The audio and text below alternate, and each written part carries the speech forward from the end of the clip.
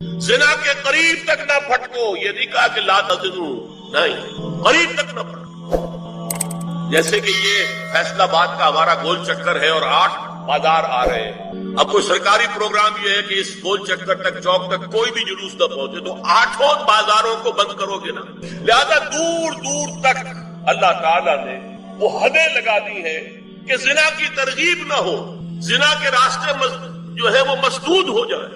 یہ اس دور کی انٹلیکچوئل خیانت، ڈس آنیسٹی کا سب سے بڑا معاملہ۔ جدید نفسیات کا بابا آدم مانا جاتا ہے فرائڈ، اور فرائڈ کے نزدیک انسان کے محرکات عمل میں سب سے زیادہ طاقتور، سب سے زیادہ پوٹنٹ سیکس، اصل محرک انسان میں۔ یہاں تک کہتا ہے ایڈیپس کمپلیکس، باپ اگر محبت بھری نگاہ سے بیٹی کو دیکھ رہا ہے تو یہ بھی سیکس ہے، اور ماں اگر بیٹے سے محبت کر رہی ہے تو یہ بھی سیکس ہے۔ انا للہ۔ ان کمبختوں کا اصل یہ معاملہ ہے کہ ایک شے پر نگاہ جم گئی تو سب کچھ اسی کے گرد گھما دیا، مطلب بات غلط نہیں ہے۔ Sexual motive one of the most important motives, no doubt about. اگر یہ نہ ہو، اگر عورت میں مرد کے لیے اٹریکشن نہ ہو، اگر عورت کو مرد کی احتیاج نہ ہو تو تمدن ختم ہو جائے۔ کون شادی کا کھکیڑ مول لے گا؟ ایک پیٹ پالنا اور ہے، خاندان کی ذمہ داری اور ہو جائے گی۔ اس قدر زبردست جو ہے یہ موٹیویشن ہے، جذبہ ہے اور اٹریکشن ہے شدید۔ اس اعتبار سے یوں سمجھیے جتنا زوردار گھوڑا ہو اتنی ہی زوردار لگام چاہیے اگر ڈسپلن میں رکھنا چاہتے۔ لہذا اس سیکس کو ڈسپلن میں لانے کے لیے کہ قانونی تعلق ہو ایک مرد اور عورت کے درمیان، ازدواج ہو، شادی ہو جائے، یا دوسرا راستہ وہ بھی تھا جو آج کل نہیں رہا، باندھی ہو کسی کی، مل کے یمین ہو، ان کے اندر سیکسول انٹرکورس جو ہے وہ ہو اور اس سے باہر نگاہ بھی نہ جائے۔ قرآن اور حضور دونوں کس قدر حقیقت پسند ہے۔ سورہ آل عمران میں فرمایا زُيِّنَ لِلنَّاسِ حُبُّ الشَّهَوَاتِ مِنَ النِّسَاءِ والبنین والقناطیر المقنطرة من الذهب والفضة والخیل المسومة والانعام والحرث۔ انسان کے اندر محبت پلا دی گئی ہے، مزین کر دی گئی ہے، کن کن چیزوں کی؟ سب سے پہلے عورت، سب سے امپورٹنٹ موٹیو عورت، پھر بیٹے، پھر ڈھیروں مال، سونا چاندی، اعلیٰ گھوڑے، نشان زدہ اور مال مویشی اور کھیتی، لیکن سب سے پہلے عورت۔ زُيِّنَ لِلنَّاسِ حُبُّ الشَّهَوَاتِ مِنَ النِّسَاءِ وَالْبَنِينَ وَالْقَنَاطِيرِ الْمُقَنطَرَةِ مِنَ الذَّهَبِ وَالْفِضَّةِ وَالْخَيْلِ الْمُسَوَّمَةِ وَالْأَنْعَامِ وَالْحَرْثِ۔ اسی طرح دیکھیے حضور صلی اللہ علیہ وسلم فرماتے ہیں، یہ مسند احمد میں بھی حدیث ہے اور حاکم اور بیہقی نے بھی، عن انس ابن مالک رضی اللہ تعالی عنہ قال قال رسول اللہ صلی اللہ علیہ وسلم حبب الی النساء والطیب وجعلت قرۃ عینی فی الصلاۃ۔ اس تمہاری دنیا میں سے مجھے 3 چیزیں محبوب کر دی۔ حبب الی، نمبر 1، کوئی جھجک کی ہے آپ نے بیان کرنا؟ ہم شاید یہ جملہ کہنے میں جھجکے، اللہ کا رسول نہیں، حقیقت ہے اس کا اعتراف کرو، بہت مضبوط موٹیو، اس میں کوئی شک نہیں، کوئی شک نہیں، کوئی شک نہیں۔ حبب الی النساء والطیب، خوشبو، وجعلت قرۃ عینی فی الصلاۃ، اور میرے آنکھوں کی ٹھنڈک نماز میں۔ اسی طرح خود قرآن میں سورہ احزاب میں جب حضور سے کہا گیا کہ اب بس جتنی شادیاں ہو چکی تھیں آپ نے کر لی ہے، اب آئندہ نہ کی، وہاں بھی صاف الفاظ آئے ہیں۔ اللہ کو بھی واللہ لا یستحیی من الحق، اللہ کو حق بات کہنے میں کوئی حیا یا کوئی جھجک نہیں ہے۔ وَلَوْ أَعْجَبَكَ حُسْنُهُنَّ، اے نبی چاہے عورتوں کا حسن جو ہے وہ آپ کو بھلا لگے، لیکن اب آئندہ شادی نہیں۔ یہ میں تائید کر رہا ہوں فرائڈ، اس گدھے نے جو آگے تک پہنچا دیا ہے معاملہ وہ ہے غلط۔ بنیادی بات صحیح ہے قرآن مجید کے مطابق کہ سیکس موٹیو بہت سخت ہے، بہت زوردار۔ حضور کی حدیث ہے ان اللہ كتب على ابن آدم حظه من الزنا ادرک ذلك لا محالہ۔ اللہ تعالیٰ نے ہر انسان کا زنا میں ایک حصہ لکھ جو اس کو پہنچ کر رہے گا۔ فزنا العین النظر، آنکھوں کا زنا ہے نامحرم عورت کو دیکھنا، یہ بھی زنا۔ اگر زنا کو روکنا ہے تو یہاں پر بھی قدغن لگے گی۔ ایک جگہ آیا ہے حدیث میں النظر سہم، یہ تیر ہے، یہ نظر جو ہے نگاہوں کے تیر۔ یہ تو آپ شاعری کے اندر بھی اور گانوں کے اندر بھی نگاہوں کے تیر سنتے ہیں کہ نہیں سنتے؟ النظر سہم، یہ تیر ہے۔ وزن اللسان النطق یا منطق، زبان کا زنا ہے کسی عورت سے گفتگو کر کے چٹخارے لے، عورت کی آواز میں بھی ایک لوچ ہے، حسن ہے۔ اللہ تعالیٰ نے اسے سراپا ایسا بنایا کہ مرد کے لیے اس کی ہر شے کے اندر اٹریکشن، اس کی آواز میں اٹریکشن۔ والنفس تمنا وتشتہی، اور باقی رہ گیا نفس، وہ تمنا کرتا ہے کہ اب میں اس سے آگے بھی بڑھوں اور زنا بھی کر لوں۔ والفرد یصدق ذلک کلہ اور یکذب، لیکن یہ ہو بھی سکتا ہے نہیں بھی ہوتا، لیکن یہ زنا تو کر چکا نا۔ کان کا زنا اس نے کر لیا، آنکھ کا زنا اس نے کر لیا، زبان کا زنا اس نے۔ تو زنا کا روک تھام، زنا کی جو ہمارے معاشرتی اہداف کے اندر بہت اہم ہے، بہت اہم ہے، بہت، ورنہ معاشرت ٹوٹ کا شکار ہے۔ میاں بیوی میں اعتماد نہیں ہے، بے اعتمادی کی فضا میں اولاد جو پلے گی اس کی منفی نفسیات۔ اب زنا جو ہے اس کے لیے حضور نے جو کچھ فرمایا وہ سن لیجیے۔ عن ابن عباس قال ما رأيت شيئا اشبه باللمم مما قال ابو هريرة عن النبي صلی اللہ علیہ وسلم۔ حضور کی حدیث ہے، ان اللہ كتب على ابن آدم حظه من الزنا ادرک ذلك لا محالہ، اللہ تعالیٰ نے ہر انسان کا زنا میں ایک حصہ لکھ جو اس کو پہنچ کر رہے گا۔ فزنا العین النظر، آنکھوں کا زنا ہے نامحرم عورت کو دیکھنا، یہ بھی زنا ہے۔ اگر زنا کو روکنا ہے تو یہاں پر بھی قدغن لگے گی۔ ایک جگہ آیا ہے حدیث میں النظر سہم، یہ تیر ہے، یہ نظر جو ہے نگاہوں کے تیر، یہ تو آپ شاعری کے اندر بھی اور گانوں کے اندر بھی نگاہوں کے تیر سنتے ہیں کہ نہیں سنتے؟ النظر سہم، یہ تیر۔ وزن اللسان النطق یا منطق، زبان کا زنا ہے کسی عورت سے گفتگو کر کے چٹخارے لے۔ عورت کی آواز میں بھی ایک لوچ ہے، حسن ہے۔ اللہ تعالیٰ نے اسے سراپا ایسا بنایا ہے کہ مرد کے لیے اس کی ہر شے کے اندر اٹریکشن، اس کی آواز میں اٹریکشن۔ والنفس تمنا وتشتہی، اور باقی رہ گیا نفس، وہ تمنا کرتا ہے کہ اب میں اس سے آگے بھی بڑھوں اور زنا بھی کر لوں۔ والفرد یصدق ذلک کلہ اور یکذب، لیکن یہ ہو بھی سکتا ہے نہیں بھی ہوتا، لیکن یہ زنا تو کر چکا نا۔ کان کا زنا اس نے کر لیا، آنکھ کا زنا اس نے کر لیا، زبان کا زنا اس نے۔ دیکھو زنا کی تعریف۔ ایک اور روایت ہے جو مسلم میں ہے، عن ابی ہریرہ كتب على ابن آدم نصيبه من الزنا مدرك ذلك لا محالة فالعينان زناهما النظر والأذنان زناهما الاستماع واللسان زناهما الكلام واليد زناها البطش والرجل زناها الخطأ والقلب يهوي وتمنى۔ یہ زبان کا بھی زنا ہو رہا ہے، کان کا بھی زنا ہو رہا ہے، ہاتھ کا بھی ہو رہا ہے، کہیں لمس کیا ہے عورت کے جسم کو، ہاتھ ملایا ہے اس سے، اور چل کر کہیں جا رہا ہے دیکھنے کے لیے، یہ پاؤں کا زنا ہو رہا ہے۔ یہ ہے زنا کی شکلیں جو محمد الرسول اللہ صلی اللہ علیہ وسلم نے بیان کی۔ تو زنا کا روک تھام، زنا کی جو ہمارے معاشرتی اہداف کے اندر بہت اہم ہے، بہت اہم ہے، بہت اہم، ورنہ معاشرت ٹوٹ پھوٹ کا شکار ہو جائے۔ میاں بیوی میں اعتماد نہیں ہے، بے اعتمادی کی فضا میں اولاد جو پلے گی اس کی منفی نفسیات ہوگی، کبھی مثبت نفسیات نہیں ہو سکتی۔ والدین میں محبت ہے، آپس میں اعتماد ہے، تو ایک دوسرے پر اعتماد ہے، ایک دوسرے کا لحاظ ہے، ایک دوسرے کی دلجوئی ہے، ایک دوسرے کی مدد ہے۔ یہ ساری چیزیں جو ہے وہ ایک فضا پیدا کرتی ہے گھر کے اندر، وہ ایک نارمل، ایک صحت مند فضا جس میں کہ نئی نسل پروان چڑھے گی تو وہ ایک پازیٹیو اور مثبت نفسیات لے کر پیدا ہو۔ آخری چیز جو بیان ہوتی ہے وہ صبر ہے۔ سورۃ العصر میں آخری بات وتواصوا بالصبر یا ایھا الذین آمنوا استعینوا بالصبر والصلاۃ، اے ایمان والو مدد حاصل کرو صبر سے اور نماز سے۔ ان اللہ مع الصابرین، اللہ تعالیٰ صبر کرنے والوں کے ساتھ ہے۔ اور پھر آگے چل کر وبشر الصابرین الذین اذا اصابتهم مصیبۃ قالوا انا للہ وانا الیہ راجعون، اے نبی بشارت دیجئے، خوشخبری دیجئے ان صبر کرنے والوں کو کہ جن پر جب بھی کوئی تکلیف یا مصیبت نازل ہوتی ہے تو کہتے ہیں کہ ہم اللہ ہی کے ہیں اور اللہ ہی کی طرف ہمیں لوٹ جانا ہے۔ صبر کا مفہوم ہے اپنے آپ کو تھامنا، روکنا، برداشت کرنا، تحمل کرنا، اور جو بھی اپنا ایک طے شدہ مقصد ہے کسی بھی مخالفت سے بددل ہوئے بغیر، کسی بھی تکلیف یا مصیبت سے ہراساں ہوئے بغیر اس کی طرف پیش قدمی کیے چلے جائیں۔ بڑی سخت سردی پڑ رہی ہے، فجر کا وقت ہے، گرم پانی کا اہتمام نہیں ہے، اب اس وقت فجر کی نماز کے لیے اٹھنا، ٹھنڈا پانی اگر ہے تو وضو تو کرنا ہوگا، اس ٹھنڈے پانی سے وضو کرنا، اس وقت لحاف سے نکلنا ہی بہت مشکل، ٹھنڈے پانی سے وضو کرنا اور مصیبت۔ یہ جب تک انسان میں صبر کا مادہ نہ ہوگا ممکن ہی نہیں. اس کو کہیں گے صبر علی الطاعہ، اطاعت پر صبر کرنا. ناگواری محسوس ہو رہی ہے لیکن اس ناگواری کو برداشت کرتے ہوئے انسان اللہ کے حکم کے اوپر جمع رہے، اللہ کے حکم پر عمل کرے. یہ کیا ہے؟ یہ صبر ہے. اگر یہ صبر نہیں ہے تو ظاہر بات ہے کہ انسان اللہ کے اس حکم پر عمل نہیں کر سکے. صبر کا مادہ نہیں ہوگا تو آپ کام نہیں کر سکیں گے.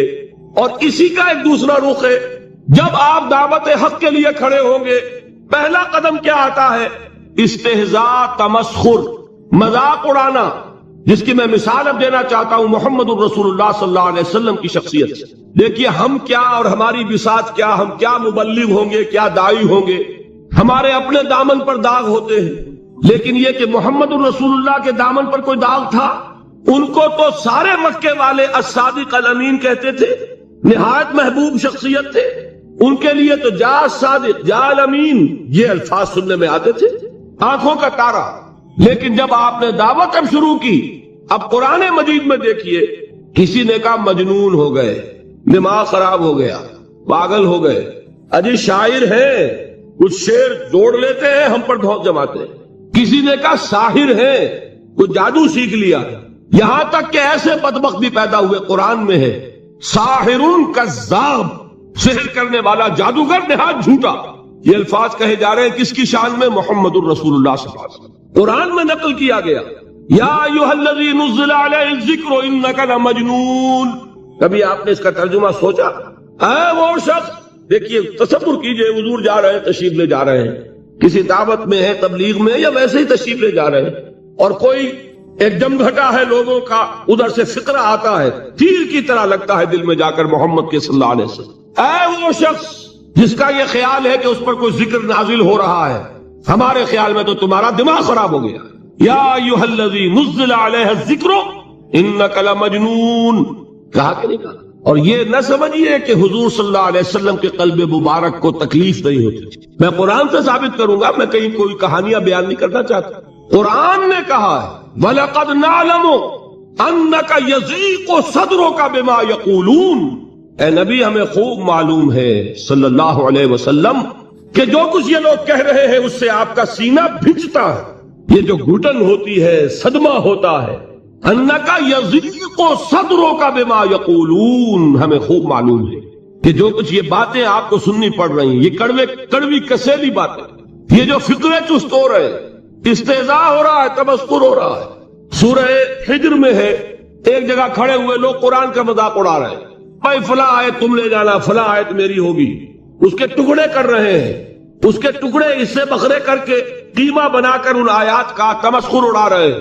ایک جگہ قرآن مجیدی میں مذکور ہے کہ فرشتوں کا مذاق اڑ رہا ہے. بھائی یہ دیکھو محمد نے کہا ہے صلی اللہ علیہ وسلم کہ جہنم پر تو کل 19 فرشتے ہیں، علیہا 19 قرآن میں آیت نازل ہوئی. ایک پہلوان کہتا بھائی 10 کو تو میں سنبھال لوں گا، باقی 9 کا تم انتظار کر لو. یہ باتیں آ رہی ہیں حضور کے کانوں میں. کلام الہی کے ساتھ کیا سلوک ہو رہا ہے، مجھ پر کیا فطرے چست کیے جا رہے ہیں، مجھ پر جس طریقے سے استہزاء اور تمسخر کا رویہ اختیار کیا گیا ہے، دل بھج رہا ہے، دل میں صدمہ ہے. دیکھیے سورہ نون ہے، اور میرے نزدیک یہ دوسری وحی ہے جو حضور پر نازل ہوئی ہے. اس کی ابتدائی آیات نون والقلم وما یسطرون ما انت بنعمت ربک بمجنون وَإِنَّ لَكَ لَأَجْرًا غَيْرَ مَمْنُونٍ وَإِنَّكَ لَعَلَىٰ خُلُقٍ عَظِيمٍ فَسَتُبْصِرُ وَيُبْصِرُونَ بِأَيِّكُمُ الْمَفْتُونُ إِنَّ رَبَّكَ هُوَ يَعْلَمُ بِمَنْ ضَلَّ عَنْ سَبِيلِهِ وَهُوَ أَعْلَمُ بِالْمُهْتَدِينَ. نون، قسم ہے قلم کی اور جو کچھ یہ لکھتے ہیں. اے نبی آپ اپنے رب کی نعمت سے مجنون نہیں ہیں. یہ کیوں کہا جا رہا ہے؟ حضور کو جو صدمہ پہنچا ہے وہی نازل ہوئی ہے دل جوئی کے لیے، تسلی کے لیے. آپ کیوں برا منا رہے ہیں؟ اے نبی آپ کیوں صدمہ اور رنج اور اندوہ محسوس کر رہے ہیں؟ ان بدبختوں کے کہنے سے کوئی آپ مجنون ہو جائیں گے؟ مانتا بے نعمت ربک بمجنون وَإِنَّ لَكَ لَأَجْرًا غَيْرَ مَمْنُونٍ. آپ کو جو یہ صبر کرنا پڑ رہا ہے، آپ کو جو یہ جھیلنا پڑ رہا ہے، اس کی وجہ سے آپ کو وہ اجر ملے گا جس کا سلسلہ کبھی منقطع نہیں ہوگا. وَإِنَّكَ لَعَلَىٰ خُلُقٍ عَظِيمٍ. اور اے نبی آپ تو خلق عظیم کے حامل ہیں. آپ کا اخلاق، آپ کا کردار، آپ کی سیرت، آپ کی شخصیت میں طہارت، نفاست، پاکیزگی. آج تک دنیا نے کوئی پاگل، کوئی مجنون ایسا بھی دیکھا؟ یہ ساری باتیں اللہ تعالیٰ حضور کی دلجوئی کے لیے فرما رہے ہیں. اس سے آپ اندازہ کیجئے کہ کتنا صدمہ ہوتا ہوگا. یہی ہے، اس ساری چیز کو جمع کیجئے تو یہ چیز کیا ہے؟ وَاصْبِرْ عَلَى مَا يَقُولُونَ وَاهْجُرْهُمْ هَجْرًا جَمِيلًا. صبر کرو اے نبی، صبر کرو اے محمد صلی اللہ علیہ وسلم، جھیلو اور برداشت کرو اس پر جو یہ کہہ رہے ہیں. یریدون لیطفئوا نور اللہ بافواہہم، یہ چاہتے ہیں کہ اللہ کے نور کو اپنے منہ سے بجھا دے، پھونکے مار کے ہی بس. نور خدا ہے کفر کی حرکت پہ خندہ زن، پھونکوں سے یہ چراغ بجھایا نہ جائے گا. یریدون لیطفئوا نور اللہ بافواہہم واللہ متم نورہ ولو کرہ الکافرون. یہ چاہتے ہیں کہ اپنے منہ کی پھونکوں سے اللہ کے نور کو بجھا دے، حالانکہ اللہ تعالیٰ تو اپنے نور کا اتمام فرما کر رہے گا، خواہ ان کافروں کو کتنا ہی ناگوار ہو. اس کی ترجمانی ہے نور خدا ہے کفر کی حرکت پہ خندہ زن، پھونکوں سے یہ چراغ بجھایا نہ جائے گا. یہی وجہ دیکھیے مکی صورتوں میں خود نبی اکرم صلی اللہ علیہ وسلم کو اتنے مختلف پیرایوں میں صبر کا حکم دیا گیا. کچھ مثالیں میں دے چکا ہوں. وَلِرَبِّكَ فَاصْبِرْ، اسی طریقے سے وَاصْبِرْ كَمَا صَبَرَ أُولُو الْعَزْمِ مِنَ الرُّسُلِ، اے نبی صبر کیجئے جیسے کہ صبر کیا ہمارے اولو العزم رسولوں نے. وَاصْبِرْ وَمَا صَبْرُكَ إِلَّا بِاللَّهِ، اے نبی صبر کیجئے اور آپ کا صبر تو اللہ ہی کے سہارے ہے. وَاصْبِرْ لِحُکْمِ رَبِّكَ، یہ سورہ نون جس کی ابتدائی آیات میں نے آپ کو سنائی، نون والقلم وما یسطرون ما انت بنعمت ربک بمجنون، اس کا اختتام کیا ہوتا ہے؟ وَاصْبِرْ لِحُکْمِ رَبِّكَ وَلَا تَكُنْ كَصَاحِبِ الْحُوتِ إِذْ نَادَىٰ وَهُوَ مَكْظُومٌ، اے نبی صبر کیجئے اپنے رب کے فیصلے کا، انتظار کیجئے اور اس مچھلی والے کے مانند نہ ہو جائیے. مچھلی والا کون؟ حضرت یونس علیہ السلام.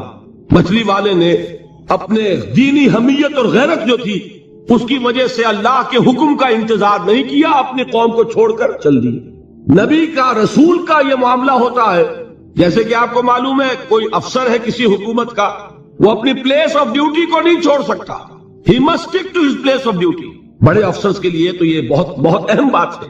تو اے رسول، جہاں آپ کو ہم نے تعینات کیا ہے آپ وہاں سے ہل نہیں سکتے کہ ذرا مخالفت ہوئی، لوگوں نے فکرے چست کیے اور آپ کہیں اور چل دیے.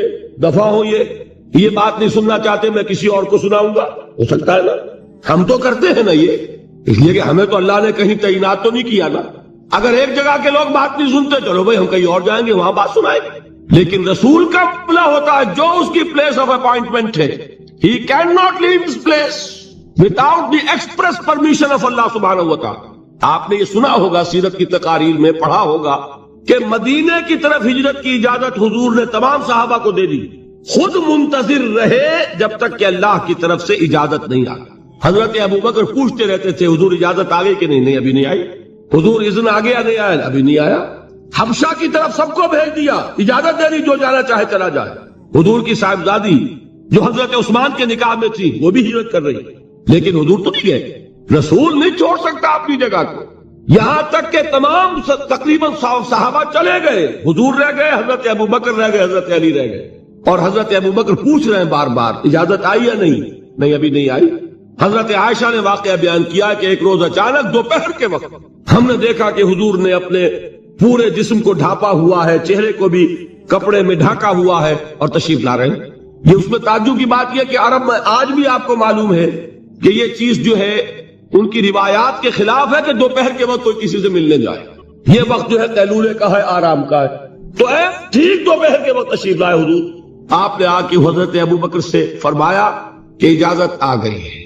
حضرت ابو بکر نے بہت خوش ہو کر ایک بات کہی، حضور میں نے 2 اونٹنیاں تیار کی ہوئی ہیں. یعنی اب آپ وہ تو سوچتے تھے نا شاباش ملے گی کہ میں نے تیاری کی ہوئی ہے.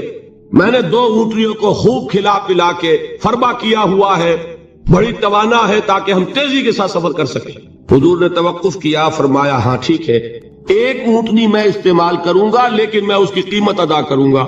حضرت ابو بکر کی آنکھوں میں آنسو آ گئے. روتے ہوئے کہا حضور مجھ سے یہ مغایرت، کیا یہ جان اور مال کسی اور کے لیے ہے؟ آپ مجھ سے بھی کہہ رہے ہیں میری اونٹنی جو ہے وہ بھی بلا معاوضہ آپ قبول نہیں فرما رہے. یہ ہے محمد الرسول اللہ کی غیرت اور حمیت کا مقام۔ اب دیکھیے ایک بات عجیب ہے، یہ ربط اپنے ذہن میں رکھیے، اللہ تو صبر کی تلقین کر رہا ہے اپنے رسول کو، اور رسول یہی تلقین کر رہے ہیں اپنے صحابہ کو، صبر کرو، جھیلو، برداشت کرو، ہاتھ مت اٹھانا، کوئی جوابی کارروائی نہیں ہوگی، بلکہ اپنے اوپر جھیلو جو کچھ جھیلنا ہے، ڈٹے رہو، پیچھے مت ہٹنا، یہ صبر ہے، لیکن ہاتھ اٹھانے کی اجازت نہیں۔ چنانچہ اب ذرا چشم تصور سے دیکھیے، ابو جہل اس نے جو بدترین روش اختیار کی، وہ ایک خاندان تھا، حضرت یاسر، ان کی اہلیہ حضرت سمیہ، اور ان کے فرزند حضرت عمار رضی اللہ تعالی عنہم۔ یہ غلام نہیں تھے، حضرت سمیہ تو کنیز تھیں، لیکن یاسر غلام نہیں تھے۔ ان کی کہانی یہ ہے، واقعہ یہ ہے کہ یہ بہت نیک آدمی تھے یاسر، یمن کے باشندے۔ انہیں کو خواب میں بشارت ہوئی کہ نبی کا ظہور ہونے والا ہے مکے میں، جاؤ شاید ان کے قدموں تک پہنچ جاؤ۔ یہ یمن سے ترک وطن کر کے مکے آ گئے۔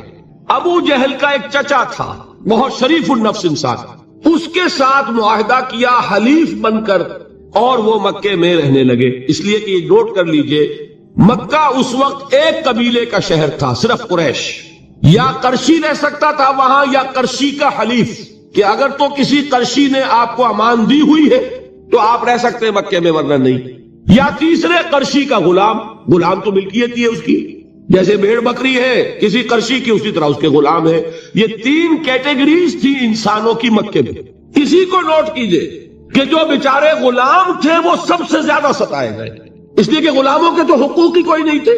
بلال غلام تھے، ابو فقی غلام تھے، زنیرہ ایک کنیز تھی، ان کو جو مارے پڑی ہیں اس کا آپ کو معلوم ہے۔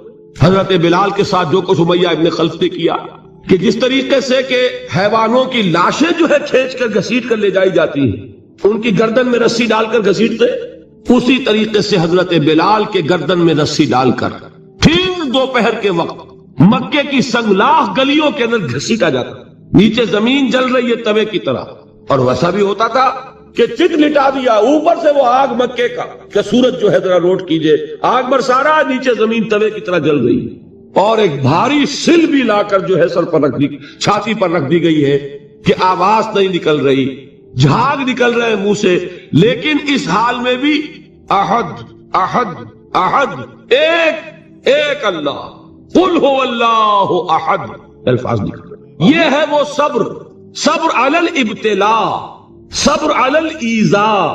یہ ابتلا اور ایذا پر صبر ہے، جھیلو، برداشت کرو، اس توحید پر قائم رہو، محمد کی رسالت کے اقرار کرتے رہو صلی اللہ علیہ وسلم، لیکن ہاتھ نہیں اٹھانا۔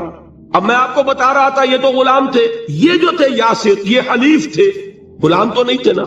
البتہ وہ ابو جہل کے چچا کی کنیز تھی یہ سمیہ، انہوں نے اجازت لے کر ان سے نکاح کر لیا، یہ تو کنیز رہیں گی۔ بیٹا جو ہوا وہ بھی ایک طرح سے جب کنیز زیادہ ہے تو غلام ہو گیا، عمار ابن یاسر۔ وہ جو شخص تھا بہت شریف النفس، ابو جہل کا چچا، وہ مر گیا، اب ابو جہل جو ہے اس خاندان کا سربراہ ہے، لہذا یہ تینوں جو افراد ہیں وہ اس کے رحم و کرم پر ہے۔ یاسر کو بھی پروٹیکشن اگر ہے تو ابو جہل کی ہے، ابو جہل جو چاہے کرے، اور سمیہ تو کنیز ہے ہی، اس کا تو کوئی حق ہے ہی نہیں، جو چاہے کرے، اور عمار ان دونوں کا بیٹا ہے، لہذا بدترین معاملہ کیا ابو جہل نے ان تین افراد کے ساتھ۔ حضرت سمیہ کے ساتھ جو کچھ کیا گیا ہے آپ اس کا تصور نہیں کر سکتے۔ بالآخر جو شہید کیا ہے حضرت سمیہ کو، ایذائیں دے دے کے، سسکا سسکا کے، ان کے جسم کے نازک حصوں کو جلا کے، داغ دے کر، کہتا کیا تھا، ایک دفعہ کہہ دو کہ میرا جو یہ بت ہے یہ بھی الہ ہے، مان لو میں چھوڑ دوں گا۔ تنگ آ گیا، کسی طریقے سے ایک دفعہ کہہ دو پھر میں چھوڑ دوں گا۔ لیکن یہ میاں بیوی حضرت یاسر اور حضرت سمیہ رضی اللہ تعالی عنہما، یہ ہے ثبات، یہ ہے صبر، یہ ہے استقلال، ایک مرتبہ بھی کہنے کے لیے تیار نہیں، جو چاہو کر لو، اب ہم تو اس سے پیچھے نہیں ہٹے۔ تنگ آ کر اس نے حضرت سمیہ کی تو شرمگاہ میں برچھا مارا اور شہید کیا۔ حضرت یاسر کے بارے میں ایک روایت یہ ہے، ستا ستا کے، تنگ کر کر کے، آخر کار جو ختم کیا، انہیں شہید کیا کس طرح، 4 سانڈ اونٹ جوان، ان سے رسے باندھے، ایک رسے سے ایک بازو باندھا، دوسرے سے دوسرا بازو باندھا، तीसरे से एक टांग बांधी, चौथे से दूसरी टांग बांधी और चारों को दौड़ाया है कि जिस्म के परखचे उठे। उस वक्त सामने से हुजूर गुजरते थे, जबकि आले यासिर के साथ ये मामला हो रहा है। क्या फरमाते थे? इसमेरू या आला यासिर फइन्न मौइदकुमुल जन्नह, ए यासिर के घर वालों सब्र करो, झेलो, इसलिए कि तुम्हारे वादे की जगह जन्नत है। अल्लाह ताला इधर आंख बंद होगी, उधर जन्नत में तुम्हारा दाखिला हो जाएगा। ये है तवासौ बिस्सब्र वल अस्र इन्नल इंसान लफी खुस्र। ये तवासौ बिस्सब्र पर कौन अमल कर रहा है? मुहम्मदुर रसूलुल्लाह सल्लल्लाहु अलैहि वसल्लम। दे तू भी मोहम्मद की सदाकत की गवाही। ये सदाकत की गवाही देते हुए उन्होंने अपनी जानें दे दी। 4 से लेकर 12 तक 8 बरस, इसको कहते हैं परसिक्यूशन, फिजिकल परसिक्यूशन, तशद्दुद, मार पीट, जलाना, दहकते हुए अंगारों पर लिटाना, आके रखना, भूखे रखना, उनको डाल दी गई जंजीरें, घरों में बंद कर दिया गया नौजवानों को। हजरत उस्मान को चचा ने उनके एक चटाई के अंदर लपेटा और धुनी दे दी, दम घुट रहा है, जान निकल रही। हजरत मुसअब बिन उमैर रजी अल्लाह ताला अन्हु, वो नौजवान 200 दिरहम का जोड़ा उनका सिलकर आता था शाम से तैयार होकर, लिबास मुअत्तर होता था, जिधर से निकल गया पूरी गली जो है वो मुअत्तर हो गई, उंगलियां उठ रही है, वो जा रहा है मुसअब, ये खुशबू उसकी है। उस मुसअब के साथ क्या सलूक किया? बाप तो मर चुका था, माँ ने पाला था, दौलत बहुत छोड़कर गया था बाप, लिहाजा माँ ने बड़े नाजो नाम में पाला, बड़े लाड प्यार में 200 दिरहम का जोड़ा तैयार हो रहा। लेकिन ये कि आपको मालूम है अरब के उस माशरे में औरत की कोई हैसियत नहीं थी, माँ का इख्तियार नहीं था, चचा था आप सरबराह खानदान का। चचा ने कहा मुसअब, अगर तुमने अपने बाप का दीन छोड़ दिया है तो बाप की दौलत पर भी तुम्हारा कोई हक नहीं है, निकल जाओ घर से। उसने ये सोचा था कि मुसअब के होश ठिकाने आ जाएंगे, दिन में तारे नजर आ जाएंगे, नाजो नाम में पला हुआ, घर से निकल के जाएगा कहां? ये सारा नशा जो है तौहीद का, ये हैरान हो जाएगा।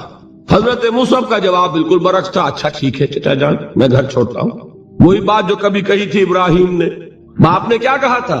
वाजुरनी मलिया, जाओ चले जाओ, दफा हो जाओ मेरी निगाहों से। हजरत इब्राहिम ने क्या जवाब दिया था? सलामुन अलैक सअस्तगफिरु लक रब्बी इन्नहु कान बी हफिया। अच्छा बाजान, आपका हुक्म यही है तो मैं चलता हूं, आप पर सलामती हो, मेरा रब मुझ पर बड़ा मेहरबान है, मैं उससे आपके लिए इस्तिगफार करूंगा। चल दिए। यही जो है हजरत इब्राहिमी की नस्ल है ना कुरैश। आज इब्राहिम के एक बेटे के साथ वही मामला हो रहा है, मुसअब के साथ, और मुसअब चलने के लिए तैयार हो गए। चचा ने सोचा, मैं समझता था कि होश ठिकाने आ जाएंगे, ये तो तैयार हो गया निकलने के लिए। गुस्से में आके अगली बात कही, ये कपड़े जो पहने हुए तुमने ये भी उसी मुशरिक बाप की कमाई के हैं, उतारो इनको। वही कपड़े उतारे, मादरजाद बरहना घर से निकाले गए, माँ के पास पहुंचे, माँ ने आंखों पर हाथ रखे, मुसअब क्या हुआ? माँ से कहते हैं कि माँ मैं मुवहिद हो गया, और वहां से गए फिर हुजूर की खिदमत में कपड़े कहीं से मांगे होंगे। ये मुसअब हैं 200 दिरहम का जोड़ा पहनने वाले। जब हुजूर पर मदीने के 12 अफराद ईमान लाए थे, बैत अक़बा ऊला हुई, उन्होंने कहा कि हुजूर हमें कोई शख्स अपना ऐसा शागिर्द दीजिए जो हमें कुरान पढ़ा सके। हुजूर ने हुक्म दिया, मुसअब जाओ, अब मदीने जाओ, यसरब जाओ, यसरब वालों को कुरान पढ़ाओ, उन्हें तबलीग करो। मुसअब गए हैं वहां, 1 साल की कमाई 75 अफराद लाकर हुजूर की झोली में अगले साल डाल दिए कि हुजूर ये मेरी 1 साल की कमाई है। 72 मर्द 3 औरतें। बहरहाल वो मुसअब बिन उमैर हैं जो ग़ज़वा उहद में शहीद हुए, और जब शहीद हुए तो उनके जिस्म पर सिर्फ एक चादर थी। यही चीजें हैं असल में कि जो हमारे दिलों को मुनव्वर करने वाली हैं नूर ईमान से। वो अलम बरदार थे ग़ज़वा उहद में, झंडा मुसलमानों का उनके पास था। एक हाथ पर एक शाने पर वार पड़ा, हाथ कट गया, दूसरे से थामा, दूसरे पे कट गया, अब दोनों हिस्सों के बचे हुए टुकड़ों से झंडे को थामा, गिरने नहीं दिया, यहां तक के शहीद हो गए। गिरे हैं तो झंडा गिरा है। शक्ल में हुजूर से बहुत मुशाबे थे। खबर उड़ गई कि मोहम्मद शहीद हो गए सल्लल्लाहु अलैहि वसल्लम। ये मुसअब बिन उमैर का वाकया है। जब इनको अब दफन करने का वक्त आया, और शहीद के लिए कफन जो है उसका वही लिबास होता है जो शहादत के वक्त हो, हुजूर के सामने एक प्रॉब्लम पेश किया गया। हुजूर, मुसअब के जिस्म पर तो एक चादर थी, और वो चादर भी इतनी छोटी है, यानी 2 गज की चादर भी नहीं है। उससे अगर सर ढांपते हैं मुसअब का तो पैर खुल जाते हैं, पैर ढांपते हैं तो सर खुलता है, क्या करें? हुजूर ने फरमाया, सर ढांप दो चादर से और पैरों पर घास डाल दो। یہ آخری لباس ہے جو محمد کے اس دیوانے کو اس دنیا سے رخصت ہوتے ہوئے ملا ہے، جس کا 200 درہم کا جوڑا چلتا تھا۔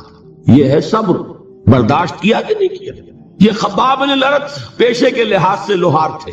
سوچئے ایک زندہ انسان کو دہتے ہوئے انگاروں پر لٹایا جا رہا ہے، ان انگاروں سے کھال جلی، کمر کی چربی پگھلی، اس پگھلنے والی چربی سے وہ انگارے ٹھنڈے پڑے۔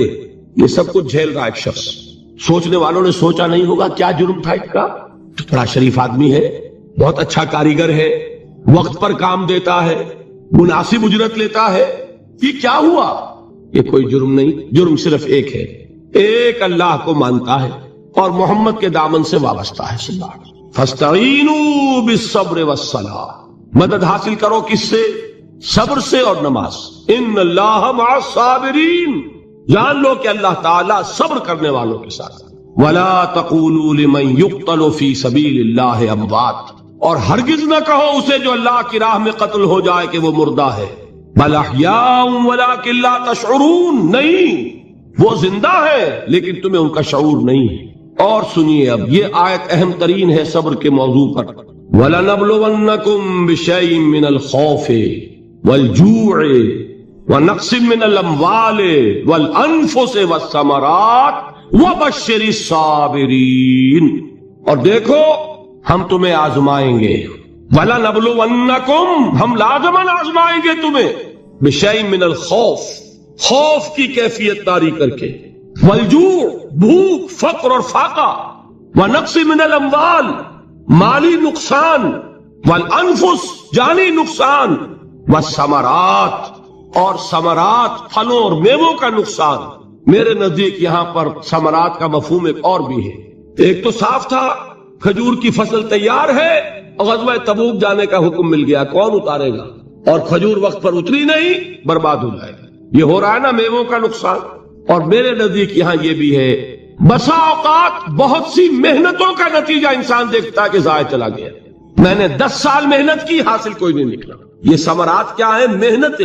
محنتوں کے ثمرات کا ضیاع۔ کوشش آپ نے کی، قسمت کی خوبی دیکھیے، ٹوٹی کہاں کمن، 2-4 ہاتھ جب کے لبے بام رہ گئے۔ بی پریپیئرڈ، ایک شاعر کے یہ اشعار ہیں، یہ فصل امیدوں کی ہمدم اس بار بھی غارت جائے گی، سب محنت صبحوں شاموں کی اب کے بھی اکارت جائے گی۔ میرے ندی کے ثمرات کا جو لفظ یہاں آیا ہے، وَنَقْصٍ مِّنَ الْأَمْوَالِ وَالْأَنفُسِ وَالثَّمَرَاتِ، سب محنت صبحوں شاموں کی اب کے بھی اکارت جائے گی۔ دھرتی کے کونوں کھدروں میں پھر اپنے لہو کی کھاد بھرو، پھر مٹی سینچو اشکوں سے، پھر اگلی رت کی فکر کرو، پھر اگلی رت کی فکر کرو، جب پھر ایک بار اجڑنا ہے۔ ایک فصل پکی تو بھر پایا، تب تک تو یہی کچھ کرنا ہے، ایک مقصد ہے سامنے، انقلاب برپا کرنا ہے۔ ایک کوشش ناکام ہو جائے کوئی پرواہ نہیں، نیکسٹ، پھر تیار رہو ناکامی کے لیے۔ ایسا نہ ہو جو انگریزی میں کہتے hope for the best but be prepared for the worst. ایسا نہ ہو کہ دوسری مرتبہ ناکام ہو کے بددل ہو جاؤ، تمہاری ہمتیں جواب دے جائیں، نہیں، پہلے سے تیار رہو کہ دوسری مرتبہ بھی ناکامی آئے تو آئے، لیکن جب تک کہ کامیابی حاصل نہیں ہوتی ہمیں یہ کام کیے چلے جائیں۔ دیکھیے سیرت میں آیا کہ نہیں یہ واقعہ؟ بدر میں مسلمانوں کو فتح ہوئی تو احد میں زک پہنچی کہ نہیں؟ 70 صحابہ شہید ہوئے کہ نہیں؟ اگر ان کی ہمتیں جواب دے جاتی تو گاڑی کیسے چلتی آگے؟ تو فرمایا وَلَنَبْلُوَنَّكُمْ بِشَيْءٍ مِّنَ الْخَوْفِ وَالْجُوعِ وَنَقْصٍ مِّنَ الْأَمْوَالِ وَالْأَنفُسِ وَالثَّمَرَاتِ، ہم تمہیں لازماً آزمائیں گے، خوف کی کیفیت سے، فقر و فاقے کی کیفیت سے، بھوک سے، جان کے نقصان سے، مال کے نقصان سے، محنتوں کے حاصل کے ضائع ہو جانے سے۔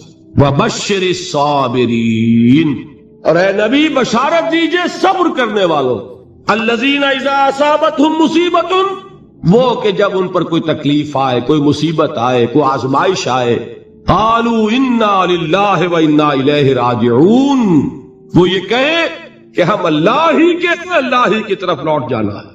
یہ وہی انداز ہے جو میں نے فارسی کا شعر سنایا تھا آپ کو کہ سرے تسلیم خم ہے جو مزاج یار میں آئے، وہ ہمارا مولا ہے، ہمارا آقا ہے، اگر اسے یہی منظور ہے تو ہمیں بھی یہی منظور۔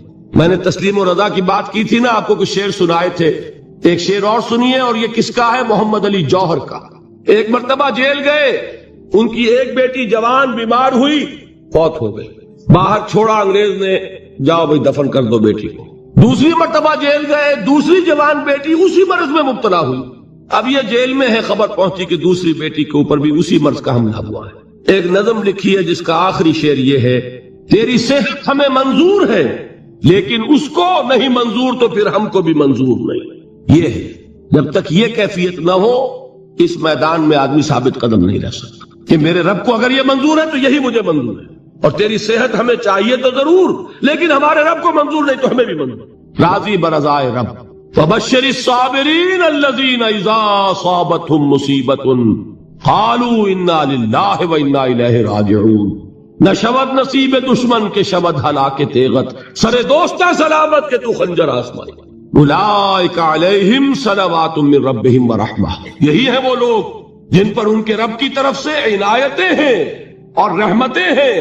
وَأُولَٰئِكَ هُمُ الْمُهْتَدُونَ، اور یہی ہے وہ لوگ جو کامیاب ہونے والے ہیں، ہدایت پانے والے، ہدایت یافتہ۔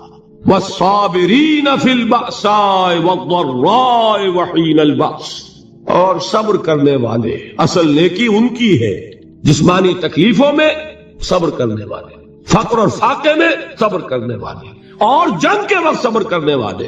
اولئک الذین صدقوا واولئک هم المتقون، یہ ہے وہ لوگ جو صبر کرنے والے ہیں، یہ ہے جو سچے ہیں، جو اپنے دعوے میں نیکی کے اور ایمان کے صادق ہیں، اور یہی وہ لوگ ہیں جو متقی ہیں۔ اللہ تعالیٰ نے کیسے کیسے مسلمانوں سے کہا، مسلمانوں تمہیں زک پہنچی ہے تو انہیں بھی تو پہنچی تھی، ان کے 70 نہیں مارے گئے تھے بدر میں، ان کے حوصلے جو ہیں وہ تو پست نہیں ہوئے، وہ اگلے سال آ گئے تم پر چڑھائی کر کے، تم کیوں اتنا برا مان رہے ہو؟ تمہارے دل اتنے زخمی کیوں ہو گئے؟ تمہیں تکلیف پہنچتی ہے تو انہیں بھی پہنچتی ہے۔ اپنی غیرت جو ہے ہمیں ذرا اس کا جائزہ لینا چاہیے۔ لوگ باطل نظریات کے لیے کتنی قربانیاں دے رہے ہیں، لوگ باطل چیزوں کے فروغ کے لیے کتنی محنتیں کر رہے ہیں۔ جیسا کہ میں نے ابھی کہا تھا، اسی غیرت کو چیلنج کرنے کے لیے، ذرا آپ کی حمیت دینی کو جوش دلانے کے لیے، قادیانی نوجوان کتنی تعداد میں اپنے آپ کو دین کے لیے وقف کرتا ہے، اور آپ کتنے نوجوان ہیں جو اپنے آپ کو دین کے لیے وقف کرتے ہیں، اور وہ کھاتے پیتے گھرانوں کے لوگ۔ یہ نہیں ہے کہ اگر کوئی اور کام نہیں کر سکتا تو پھر یہ ہے کہ وہ دین کے کام میں لگ جائے۔ باصلاحیت لوگ، کھاتے پیتے لوگ، ذہنی استعداد رکھنے والے لوگ، اونچے گھرانوں کے لوگ، وہ وقف کریں اپنے آپ کو دین کے لیے۔ اس کے بغیر کیسے باہر آ جائے گی، کیسے رونق آ جائے گی؟ تو دنیا میں باطل نظریات والے جو ہیں، یہ بات کہی گئی ہے، مسلمانوں تم اگر توحید کے لیے لڑ رہے ہو، دیکھتے نہیں ابو جہل کو، اس نے گردن کٹوائی ہے شرک کے لیے، شرک کے لیے گردن کٹوائے، اور تم توحید کے لیے گردن کٹوانے کو تیار نہ ہو۔ اس نے گردن کٹوائی کہ نہیں کٹوائی، اور کس طرح کٹوائی ہے؟ کیونکہ بڑا متکبر قسم کا، فرعون قسم کا شخص تھا، جب گردن کاٹنے لگے تو کہتا ہے ذرا نیچے سے کاٹنا، تاکہ جب تم نیزے کے اوپر چڑھاؤ میرے سر کو تو اونچا نظر